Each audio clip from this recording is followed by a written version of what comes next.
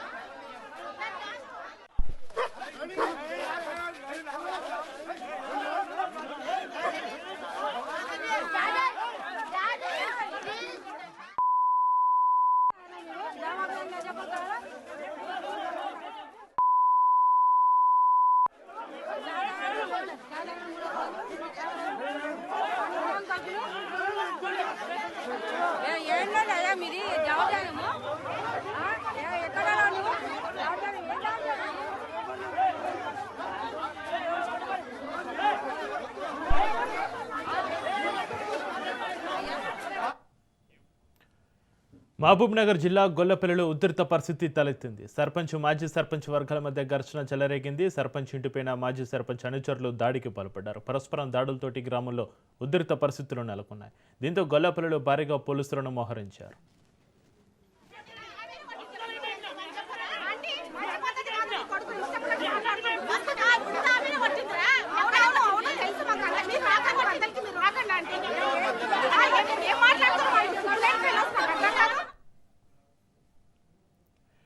మహబూబ్నగర్ జిల్లా గొల్లపల్లి ఉధృత పరిస్థితికి సంబంధించి మరింత సమాచారాన్ని మా ప్రతినిధి సాగర్ ఫోన్లలో అందిస్తారు. సాగర్, మహబూబ్నగర్ జిల్లా గొల్లపల్లిలో ఉధృత పరిస్థితి తలెత్తింది. సర్పంచ్, మాజీ సర్పంచ్ వర్గాల మధ్య ఘర్షణ సంబంధించి మీ దగ్గర ఉన్న అప్డేట్స్ ఏంటి? ప్రస్తుతం అక్కడ పరిస్థితి ఏ విధంగా ఉంది? సాగర్. రైట్ చక్రి, ప్రస్తుత పరిస్థితి అయితే నిలకడగానే ఉంది. ప్రశాంత వాతావరణం అయితే కొనసాగుతుంది. పోలీసుల అదుపులో పూర్తిగా గొల్లపల్లి గ్రామం అయితే ఉంది.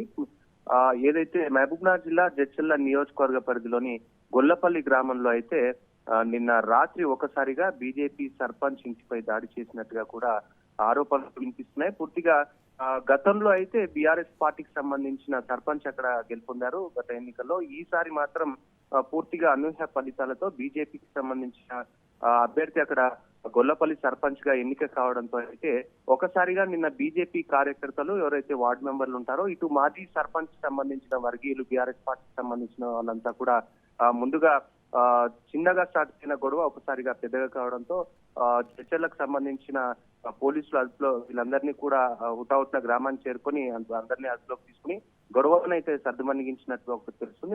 మొత్తానికైతే కూడా ఈ గొడవకు సంబంధించి కూడా ఇటు బీజేపీ ప్రస్తుత సర్పంచ్ సంబంధించిన బీజేపీ వర్గీయులు, తర్వాత మాజీ సర్పంచ్ సంబంధించిన బీఆర్ఎస్ పార్టీకి సంబంధించిన వర్గీయులంతా కూడా ఒకసారిగా గొడవ పెట్టుకున్నట్టుగా కూడా పోలీసులు చెప్పుకొస్తున్న పరిస్థితి కనిపిస్తుంది.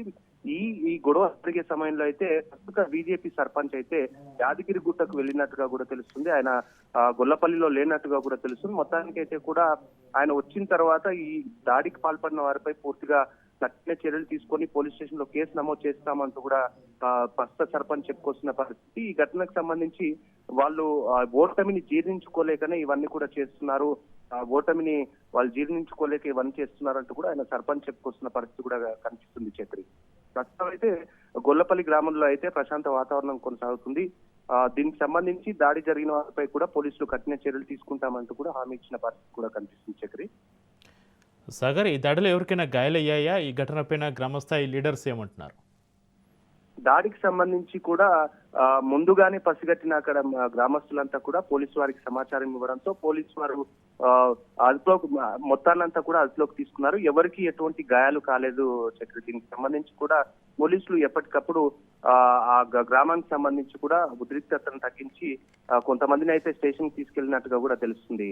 Chakri, right, thank you Sagar.